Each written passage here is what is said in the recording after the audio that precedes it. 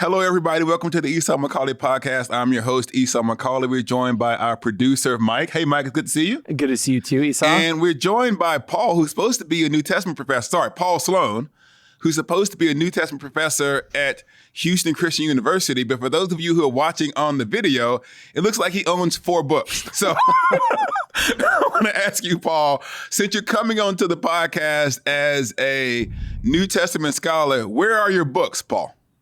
No, that's actually a fair question. I thought about bringing some just to have the ornamental candy. I'm also the teaching pastor of a church. Oh, okay. So you need to prepare for your sermons nor your class. You're just going straight Bible with people. Yeah, that's right. And so this is the office they gave me at the church that I use. Oh, pretty rarely. Okay. So I like it. I think Paul doesn't feel like he needs to show how smart he is with all these books. Esau, maybe he's just. Are you saying so? Like when I have the studio, it has to have all the books in the background. It's my own insecurity. Yeah. That's fair. People who don't know you, do you have a title at Houston Christian University? I do. I'm the chair of the department, so chair of theology. But then I'm associate professor of early Christianity. Okay. I know Paul because he had the misfortune of actually being an office mate of mine for 3 years while we worked on our PhD at the University of St. Andrews. That's true. How much therapy have you seen since then? 3 years. 3 years I had to counteract it. No. I met Esau in the quad, I guess you'd call it, the lawn in front of St. Mary's. Yeah. And I think he was basically wearing those headphones. Exact same ones. You were I think you still actually had a Discman. And, oh my goodness. I can see their slander. We are here to talk about later on your book. It's called Jesus is Really into Moses. What's the name of this book? What is it? You nailed it. That's it. No. Yeah. Jesus and the Law of Moses. That's the name of the book. We're going to get to that. Jesus and the Law of Moses. We're going to get to that towards the end of the podcast. We're going to make you run through the gauntlet of stories, of hard-hitting stories that we had before that. And the first story of today, speaking of, would you say I had a Walkman or a Discman? I said Discman, yeah. I was actually floating around the God's internet, and I saw this announcement that at least shocked me. Mm-hmm. Did you all have AOL when you were a kid growing up, and it was how you dialed onto the internet? Uh-huh. You know that little sound that it makes when you kind of come on? It just it screams 1990s, early 2000s. Yes. And I saw that AOL announced that they are canceling the dial-in service. And so I didn't realize people still use dial-in internet. Yeah. So did you ever have dial-in internet, Paul? Oh, absolutely. Yeah. Okay. So I'm going to see about your family's income back in the day. Did you all have multiple phone lines, or did you have the one line where everyone had to get off the phone when you wanted to get on the internet? Yeah, we had the. Because you had multiple lines. I can't remember because I know there were times where I'd pick up the phone and I'd hear the. Oh, yeah. Screech. So you were a one line in, one line out kind of guy. And so I can't remember if I just picked up the wrong receiver that day or what was going on, but yeah. I went and looked up a list of things that you might be shocked still existed. Uh-huh. And I want to ask you if you have these things, or what was your have you ever used them? Okay. So the first one is pagers. Did you know that pagers are still in use? And did either one of you ever have a pager? No. You didn't? Never did. So, my wife uses one. She works at a hospital. So, but yeah. So y'all. Sorry, in my high school, everybody had pagers. So I'm going to age myself, but when I was in high school, everybody had pagers. Now, I'm not going to lie to you. A lot of the drug dealers had pagers, and that's the reason they would get paid for their drug deal. But it also became a kind of thing for you to have, so that you could get people's phone numbers, and then they would page you. And there were also these little codes you could do. And so I actually had a pager in high school. I used it. I mean, so your friends could page you no matter where you were. And if you were at a party, or if you're at the mall and you're trying to get to a party down the road, someone could page you. You'd go to the phone booth, call their number, and find out where the party is. Y'all didn't do that? I didn't realize you were that old, Esau. Do you have one of those Lifeline necklaces too, in case you fall down? I'm worried for you. Have you Yellow Pages. Have you ever opened the Yellow Pages to find something? I remember doing that as a kid. Yeah. No, recently. Oh, recently? Last week. No, that's what the internet is for, Esau. What is your problem? Okay. Here's the thing, though. I was thinking about, as I did some research on this, because, they actually pay me to do this job, supposedly, to research AOL. There are people who still use AOL, and actually for good reason. because if you're in certain rural areas, dial-up internet is the only way that you can get access to the internet. Oh, wow. Yeah. And so actually the ending of AOL for certain communities is going to be a big deal. And that got me thinking, although I had it was an interesting laugh and trip down nostalgia lane, it reminded me of a couple of things. One is the radically different lives that people in different parts of the country still have. That even in America, to me, the idea that I would rely on dial-up internet was unimaginable. So did that surprise you that people need this to be able to kind of get by? Oh, it just feels like it's one of those things where it seems like so obvious, like, oh, of course no one uses it anymore. And you're quick to make an assumption, and then you're like, oh, there's actually a really valid, important reason why this thing still exists. Yeah, now I'm the jerk for laughing at AOL. Yeah, exactly. But here's the thing, and this actually, because we got to do, this is a Christian podcast, so I got to do like the Jesus juke. Can I bring it into I thought the I was church? trying to set you up there. You I thought that's the direction you were going. I appreciate that. That's why we're a team. So I'm a good producer. I'm the captain. Anyways, we're a team though. Yeah. We're the hierarchy. Just remember what Jesus said. Esau, the last will be first. All right. Yeah. I'm just waiting it out. He's already There's Jesus, an my important Jesus lesson part. there.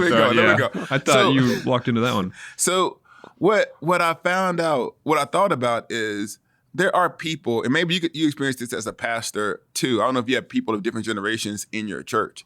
There are people who have been Christians for obviously their entire lives, and now they're in their 70s and their 80s, and the kind of Christianity they know is a Christianity of a certain style. I begin to think about it as music, as I begin to think about music in our church. Sure, I love to have like all contemporary gospel and other stuff, but what does it actually mean for me to make space? You know what? There are people who've been singing Amazing Grace for 50 years. And even if the young people in the church might not get into it, what does it mean for me to make space for people who have done everything that they wanted, everything you wanted them to do, to walk with God from the beginning of their life, now to the end of their life? What does it mean to make space for them in the church? Because a lot of times we kind of like cancel the AOL in the sense of all of the stuff that they are used to, they relied upon, are no longer valuable. Do you have multi-generations in your church, Paul? Or do you have to think about like what the older members of the congregation might need to be able to thrive? No, we're predominantly older generation. It's only in the last couple of years that we started to get people that were under the age of 40. So, yeah, we've actually had the opposite problem. We've had to think: are there things that are do we need to create a class? Because now we have 10-year-olds. We haven't had 10-year-olds in forever. So what kind of things do you all do with all love to your church? That the older generation loves that the younger generation might not be the biggest fans of? Is it the music? We're exclusively piano, organ, and hymns. Yeah. There we go. Yeah, which I love and most people do, most people in our congregation do. But yeah, there's gonna be a lot of folks who show up and think like, did I just time travel? Like. So they're experiencing the opposite. Maybe the issue then is that we got to begin to think about depending on your church culture, you might be a different group for whom you need to make space. I was actually thinking of the need in my church, so we're mostly young, to preserve AOL so that people feel like they have a sense of place. You're the person who's saying like, no, can we get some high-speed internet going on in this church? What's your community? He's like, can we get it going? What do you got going over there? And what's the name? I shouldn't say the name of your church. We'd say Pathway Church. They might come up to you. Good luck finding them. They might come up to you during church and like ask for your autograph. I'm trying to keep your profile up. Okay. Our church is definitely, it's not denominational, more modern. And so like, I'm the one that's like, hey, maybe we should do a hymn every once in a while. Those are good too. And even like, I'll be careful here, but I've heard people in my church say like, oh, why do we say the Apostles' Creed once a month? It's so boring. Sure. Yeah. It breaks my heart. Little every part time. of you died. Yes. Oh, I'm not saying you should become an Anglican where you can get the Nicene Creed, but that's a question for another day. The idea of AOL and old people had me thinking about this because for those of you who don't know, which is probably everybody besides me and your family, me and Paul text and argue about sports all of the time. Okay. And so I was thinking, wait, Paul. Really only one sport. Basketball. Okay, Paul. This will tell me everything I need to know about you. Who's the GOAT, Jordan or LeBron? You know the answer. I know the answer, but do you know the answer? He's a LeBron. He's a Michael Jordan guy. Oh yes, he's a Michael Jordan guy. Good. All right. So I was thinking, who is the professional sports old head, like old guy, who you want to see have like one last great year, maybe multiple great years, and then a couple of potential people who might be sports old heads: LeBron, Curry. Never mind then. Why is Steph Curry the old head who you want to see? You can go ahead and list the other 9 people you had listed there, but the answer is Curry. I'm just letting you know. Kevin Durant, Aaron Rodgers, Derrick Henry, Messi, Cristiano Ronaldo. I had to go soccer so I can be aware. What do I have to pick one of those? Well, you can pick another old person. I wish Frank Gore was still in the league. That was so fun for a while. You want to resurrect an old 49er? Yeah, it's that. But like he played for so many teams. But here's my real answer for the NFL this season: Joe Flacco. Joe Flacco last season. Oh, this is going to be a real beef because I actually I don't want Joe Flacco to get hurt. But I want Shedeur Sanders his backup to play. So I'm actually praying on Joe Flacco's downfall. So let me ask you this. Do you think that there does come this time, because you're a scholar, we're getting into your Bible scholar days. Do you ever think it's time for like us as scholars or writers to kind of put down the pen? Is there a time where even as a writer or a professor that it comes time for us to recognize the end? Or you think there's something valuable of being like the old prop who sticks around and still pumping out books in their 70s and 80s?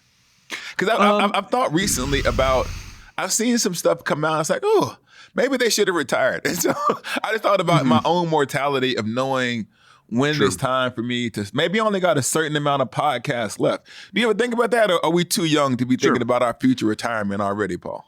I mean, I definitely think about it. I don't think about it yet in terms of my own trajectory. I'm not 40 yet, but oh, look at this, young guys. But which could qualify me to start for the Lakers, I suppose. But I do think. In fact, actually, to invoke the person I've already named, Curry has talked about it. Curry's talked about sort of like when's the time. He's like, yeah, man, I'm now paraphrasing his idea. He didn't say these words, but yeah, we're finite. This is we recognize our limits, and it's going to end. And of course, it makes me sad, but yeah. So I think about that. So Trent, actually, to use the basketball analogy, the reason why I'm actually thinking about Curry and whoever else in his is because I actually think he's got another one in him. I think I think the Warriors had made trades like they ought to have, and given him a bit more support, I think that, or had he not gotten injured when he got injured in the last run, I think he could have had at least a cool run, and potentially still have a championship capacity. I don't actually think that's the case for LeBron. I feel like he just needs a little bit more help. I mean, maybe he just needs like another amazing top 4 player. Who never needed any extra help? And so that's actually the point, though. Do I think it's time for LeBron to retire? Obviously, whatever, it's up to him. My point is in terms of the question you've asked about retirement. I'm like, I do think it's probably time for. I think it's time for LeBron. I love him. I love him. That sounds too affectionate. I got love for him, but I think it's like when you see Curry, there's still memories of the old Curry. So you like when you watch this Curry, it reminds you of like what he did in his prime. He can still summon that. Like LeBron was such an athletic marvel that you don't see that LeBron anymore. You recognize it as clearly an echo of what it was. Now it's an amazing echo. It's probably the best echo in the history of it is. Don't worry about that part. The best echo in the history of time. But it is something to say, like, well, he could never win again as the best player on the team. No. Now, we did not bring you on this podcast to have your basketball takes. It's because you indeed wrote a book. And for those of you who are on the nerds internet, like if you're on like New Testament Twitter, like Paul Sloan's book is trending. I mean, like I don't know a single New Testament scholar whose face isn't like next to Jesus and the law of Moses, like taking pictures, except for me, because I've not taken that photo. I have you on the podcast instead. Let me ask you this question. Why did you decide to write a book about Jesus and the law of Moses? What was going on in your mind when you thought, this is what I wanted to do? It's two different issues. One was the pastoral one. I just sense and recognize that in lots of congregations that I've been a part of, I don't want to make big claims about, whatever, we in the West or whatever. Oh, no, we make big claims on the podcast. All big claims, no small claims. The congregations I have students who have asked me the question of like, it looks like on a cursory reading that Jesus is doing this one thing over here, and it seems to be something very different than what Paul is doing over here, particularly with respect to the law. So at one level, I just wanted to address what I think are deficiencies in actually comparing the two. I think there's more continuity than discontinuity. I think you're right there. There's a lot of people who think that, they like Jesus, but they don't like Paul, that Jesus had one attitude towards the law and Paul had a totally different attitude towards the law. Or even people who don't understand like the relationship between Jesus and the Old Testament, that Jesus wanted to toss the law aside. Is that some of the issues that you're getting into in the book? That is. It's one of the big ones. So the second tier reason why I wanted to write this book, which will then also segue to answer that question you just raised about the Old Testament law, is just I've learned a lot from a lot of scholars recently about the law and its interpretation, and I'm thinking, of course, of people like Milgram and Sanders and David Moffat and a lot of other folks, Yair Furstenberg. And just realize, they're talking about the law in a way that a lot of the biblical studies books I'm reading they're not corresponding with that. In other words, they seem to bring a refined understanding of Torah and its interpretation that I thought, no, I'd like to bring this to bear in the Gospels as well, to show that, like, hey, Jesus is someone who's doing sort of intramural conversation about what it means to be a lawkeeper, and he's got his interpretation, and here's how it differs from the Pharisees, and to try to recharacterize some of those controversies. So that was the scholarly goal behind it. Between Jesus and the Pharisees and the Sadducees, there's a battle over the Bible, and you're trying to place Jesus's interpretation of the Torah into that context in a new way. Now, I'm hanging out at your church after we've sung How Great Thou Art. And now I'm drinking your coffee, and I'm eating as they would say in the UK, a little nibble, a little biscuit. And so I'm asking you, hey, Pastor, explain to me, someone who doesn't have a Bible PhD, what is your book about? And you only got until I finish sipping my coffee. And if you don't give me a good answer, I'm not going to tithe. Okay. All right. Yeah, fair enough. Okay. Yeah. It's two things. One is that I think the Gospels are saying that, look, Israel has received the punitive discipline because they broke the law. So sort of a standard sort of covenant restoration reading of the Old Testament that Israel received the law. You're going to say covenant restoration to me? Oh, yeah. Yeah. Okay. I'll explain it. His church is better educated than mine. Go ahead. Well, no. Okay. I'll do it this way then. I'll scrap that. Here's what I'd say. I'd say, the book is about Jesus' interpretation of the law over against that of his contemporaries. Okay. And that the Pharisees have an answer of what it means to be a lawkeeper, and Jesus has his answer as to what it means to be the lawkeeper. And the Gospels are saying, look, here's Jesus' sort of authoritative interpretation of what it means to be obedient to the will of God, now that he's about to do his new big thing of restoration.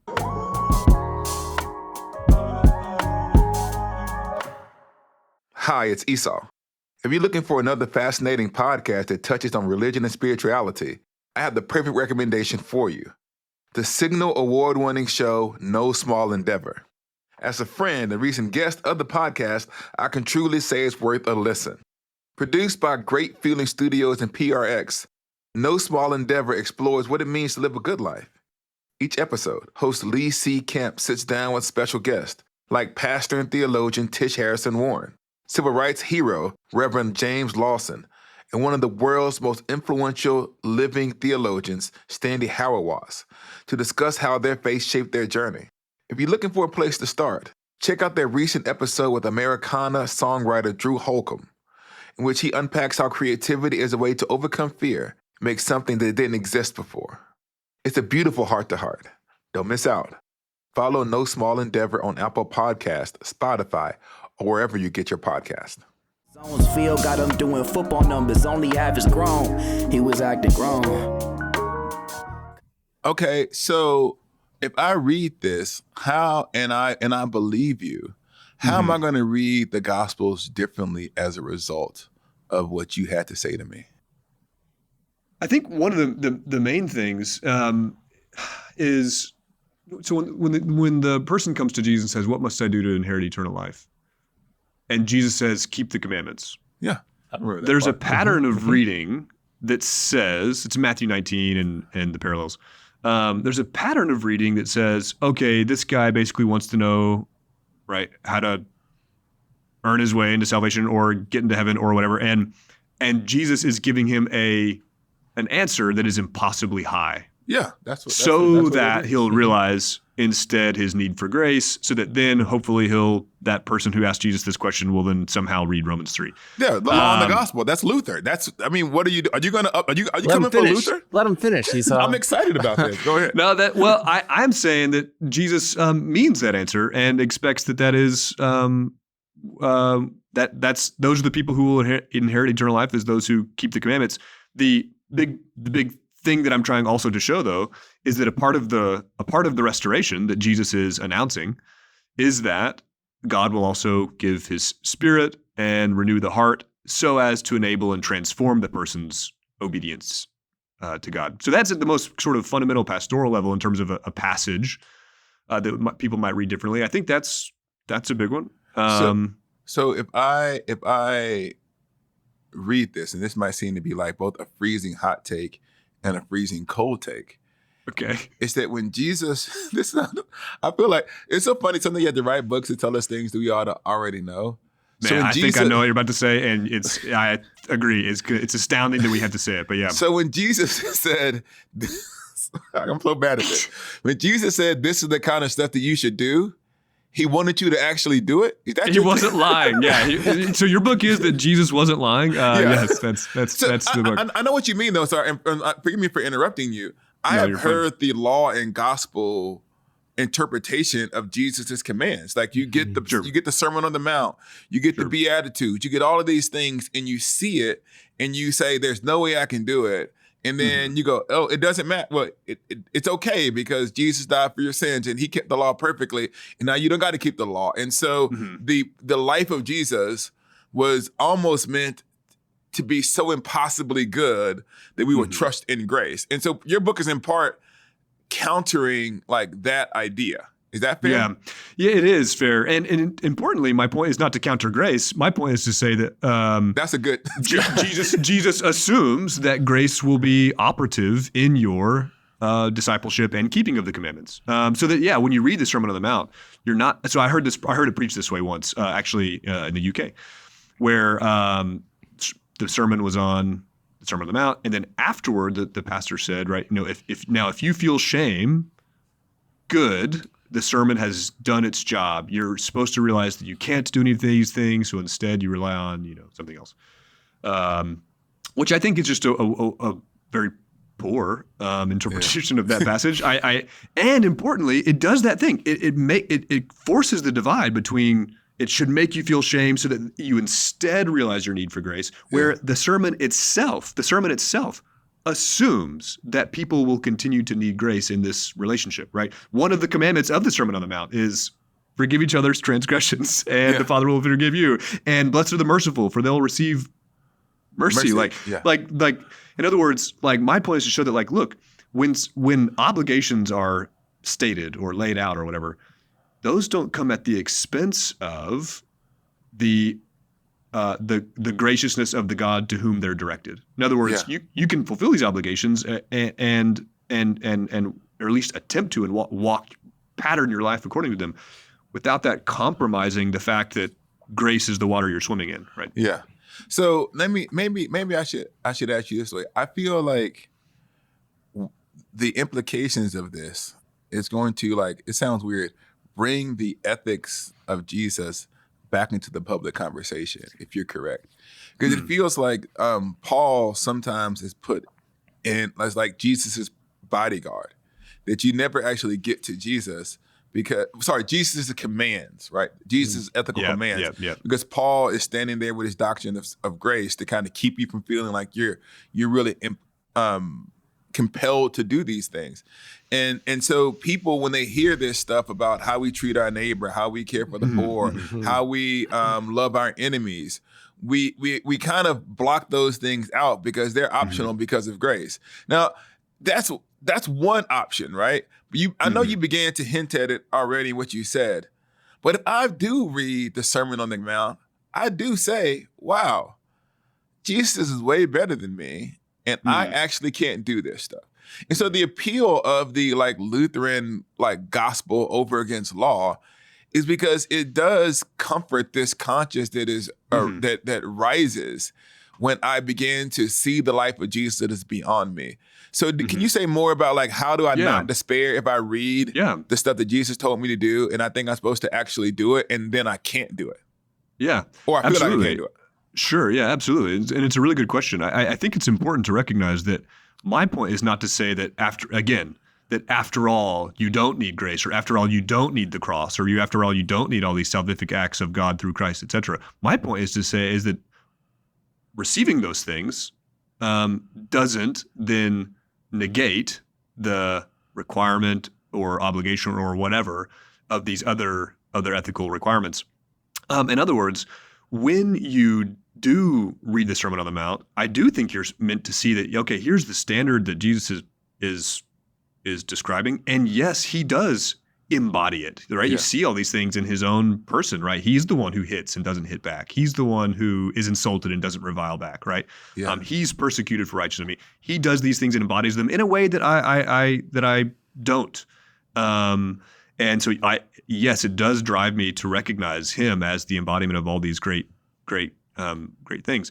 And yet that his embodying of it does not, importantly actually, does not negate or nullify that I should also follow it. Rather, actually, Jesus' own embodying of it empowers my own, both as an ethic to imitate, but also because he gives the very spirit that you need in order to walk in that way. Now, did Jesus, let me ask you this question. Because it's called Jesus and the Law of Moses. And you said Jesus is putting forward his interpretation of Torah over against that of his enemies. Yeah. So did Jesus expect his followers, his contemporaries, his Jewish contemporaries whom he ministered to continue to follow the Torah after his resurrection? Yes. Okay. Yeah. And so that will be one of the slightly more. I've kind of stated so far at the level of I want to get you in trouble. There we go. If the sort of other aspects of it, I mean, I'm happy to call them pastoral as well, but probably for listeners, they might hear them as a bit more academic. Part of what I'm trying to say is that, he's not against the ritual purity observances. He's not against the dietary laws. He doesn't nullify them. He doesn't abrogate them. He teaches that they continue, and that the expectation, certainly, I think it's most clear in Matthew and Luke Acts, I was about to say and Mark, which is all of them. All of it, because I just survey the Synoptic Gospels. He expects his Jewish followers to continue abiding by all the regulations of the Torah that obligate them. Yeah. Wait a minute. I remember reading in my Bible. I don't know if you saw this in your Bible. You got a Bible? I do have a Bible. You got Gospels in them? Yeah. Mark 7:19. Yeah. When Jesus says he declared all foods clean. So how did he not, he just said it. So I'm trying to figure out, fancy Bible PhD man, how can he not abrogate the law when he says he made all foods clean? This is a good question. It's first of all, it's obviously because he didn't say that, right? Oh. Wait, what did he say? we have to get Bible nerdy. Obviously he's thinking. Sorry, for the people who aren't academic scholars, you got to translate that because they'll think that you're denying the Bible. So go ahead and say what you mean. Yeah. So I'm following the argument here of Logan Williams, and he wrote an article called "The Stomach Purifies All Foods." And so this is his argument, and I following that. So that phrase, "Thus he declared all foods clean," is a translation of the Greek phrase "katharizon panta ta bromata," and Jesus is not. So just literally, that phrase means cleansing all the foods. The whole notion that "thus he declared" is often actually if you read a New American Standard Bible, it italicizes words that are inserted by the translator. That's italicized in the New American Standard, and it's put in parentheses because notice that it puts in parentheses and says, "Thus he declared all foods clean." In other words, it makes the phrase the narrator's aside. Yeah, it makes it sort of like Mark's interpretation of it, not part of the speech of Jesus. Yeah. Logan's point is that no, that phrase "cleansing all foods" is actually still part of Jesus's speech because it's just a verbal participle, cleansing all the foods. Is all it says. So then the question is, okay, how do you fit that in with what Jesus is saying? And the whole context of Mark 7 is not the dietary laws, but ritual purity, right? The Pharisees come and say, "Jesus, why don't your disciples wash their hands before they eat?" Which is a matter of ritual purity not a matter of the dietary laws, because it's assumed that they're eating permissible food because they're Jews. And then his answer is, well, don't you know that it's not the things that go into the person that defile him, but the things that come out? Because what you eat, and then he explains it later and says, what you eat doesn't go into your heart, but into your stomach and is eliminated, purifying all the foods, i.e. purifying all the foods in the process of digestion and defecation. So he's not making a point about the dietary laws. He's making a point about the body's capacity to purify the foods through the process of digestion and defecation. So did Jesus ever imagine Gentiles becoming Christians? Yes, in the way that you mean, yeah. I think so. Like for example, Matthew 28, right? Go summon all the nations, right? All authority in heaven and earth has been handed to me. So now go make disciples of all nations, etc. Teaching them to do all that I've commanded you. So yes, he expects Gentiles, non-Israelite nations, to become members of this covenant family, the group. But I think importantly, I think he thinks that they stay Gentiles in the process. Oh, so he's kind of like Paul. I think this is part of the argument I make in the book. Part of the argument I make in the book is that Matthew 28 ought to be read as Gentiles staying Gentiles. Otherwise, I think, in my view, I think it compromises his authority, right? He says, all authority in heaven and earth has been given to me. If he has all authority in heaven and earth, then why would they need to become Israelites? Wouldn't that compromise the universality of his authority? For the people who don't spend all of their time hanging out with Paul in Paul studies, like you're over in my world. Yeah. So Paul had no problem with like the Jewish Christians continuing to practice the law. Paul himself talks about keeping elements of the law when he is in certain places.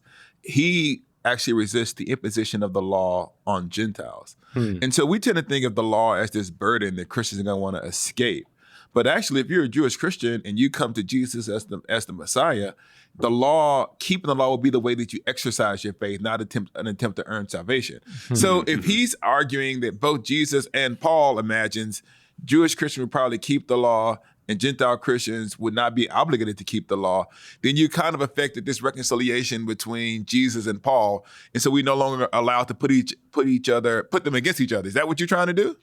It is a big part of it. Yeah, it's a part of it. So you'll often see, right, you'll read in scholarship that like, oh, well, Matthew and Paul are at odds, right? In fact, a lot of scholars have even said like Matthew is sort of like shadow boxing against Paul here. And I think it's just an incorrect view. And I think that the end of Matthew can be read in a way that comports with the way you just described Paul, and Acts 15. The Jerusalem Council in Acts 15 has this arrangement. The Jews are still keeping the law. It seemed that must be assumed, because otherwise why would they debate whether the Gentiles have to? If they're debating whether the Gentile believers have to keep the law, they must be assuming the Jews are. So then the way I put it, it's an important way to put it, is I actually do think Jesus in Matthew expects Gentiles to keep the law. My point is that the law does not uniformly obligate all its recipients. The law does not identically obligate Israelites and non-Israelites. So, for example, Leviticus 11 explicitly names the dietary requirements as only obligatory for Israelites. They're not obligatory for Gentiles. So let me ask you this question then. So a Gentile not following the dietary laws is the Gentile keeping the law. Right. So let me ask you this question. So I've read your book, and now I decide, hey, Jesus and Paul aren't enemies, they're friends. They have broadly the same kinds of agendas vis-a-vis Gentiles and Jews. And I'm understanding how Jesus comes to fulfill the Torah and present, this particular way of life. That sounds a lot like things that I heard in Sunday school. And it makes me seem like that.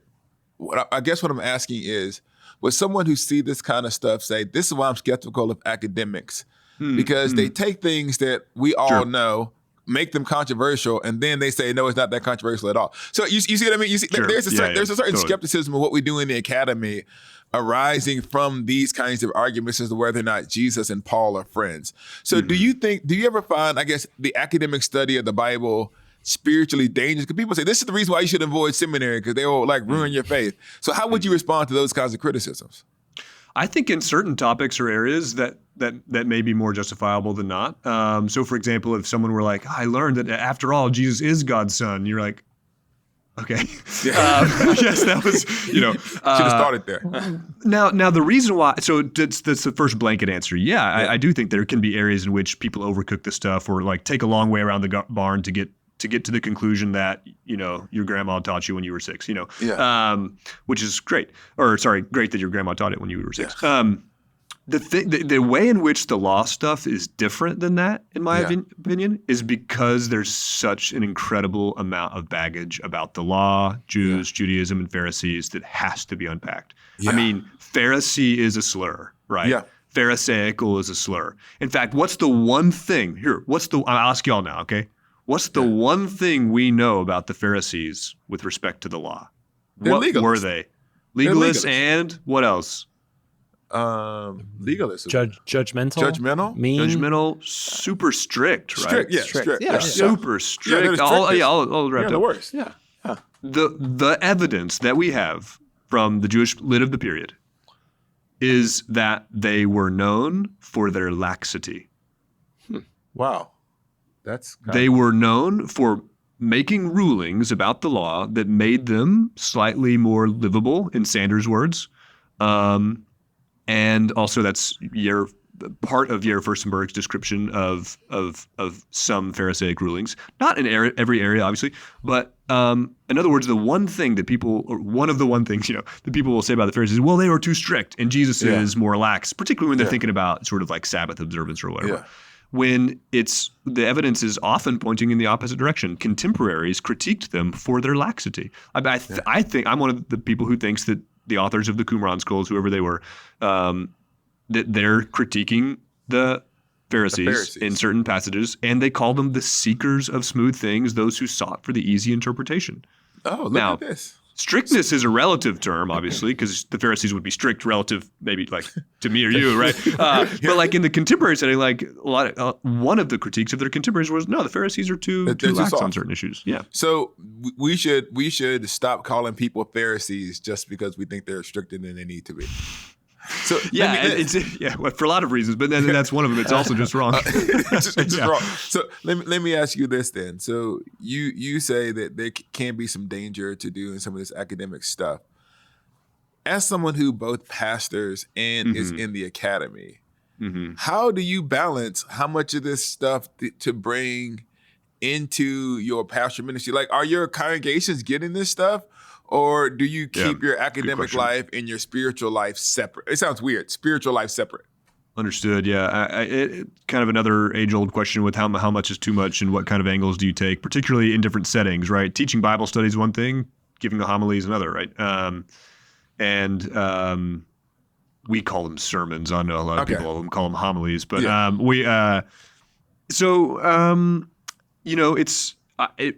my answer may be idiosyncratic here because I've been the teaching pastor of this church for 2.5 years now, and it's a small congregation. So that means I also teach our Sunday school. Like I teach the Sunday school, and there's 30 people there, and these are the people who are coming voluntarily to do Bible study. They want to know. So I don't hold back there. It sounds like you're in one of my intro to Bible classes at HCU, and they, frankly, I mean, I don't mean this self-congratulatory. I mean it to refer to, they love it. And the reason I say it's not self-congratulatory is because, I mean, what they're really loving is they're loving learning. They feel like they haven't learned something new about the Bible, and they love it. And so I do bring that into the preaching. Obviously, then it becomes different. But I do, I'm actually, so for example, this Sunday, I'm preaching on Luke 13, 10 through 17. I'm going to preach on his healing of the woman, and I'm going to go into the legal reasoning that's at stake there. And I'm not going to make it a lecture, like an academic lecture to show you all my X's and O's, but I'm going to show that I'm going to make his legal reasoning an aspect of my accounting of the passage. So last question, I'm going to ask you a hypothetical question. Let's say like the apostles are having like a Bible off, right? And they have, James on one side. No, it's not. We're making the gospel. Let's say they have Matthew and John on one side, right?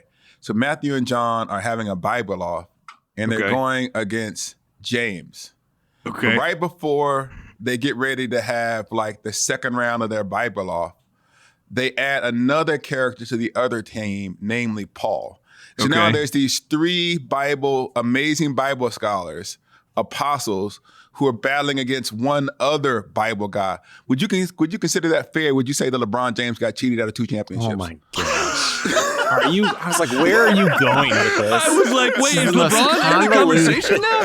Does LeBron know the Bible really well? Is he about to duke it out with Matthew? I'm just saying, if you had two Hall of Famers and you add another Hall of Famer, wait, the Hall of Famer, the 2 Hall of Famers, you talking about LeBron and Kyrie?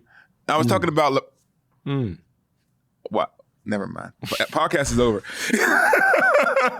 All right, here's the deal. Since we have an audience, I'll say that I do think 2015 and 2016 changed the topography of the NBA. So 2015, if Kyrie doesn't get injured, I bet the Cavs win.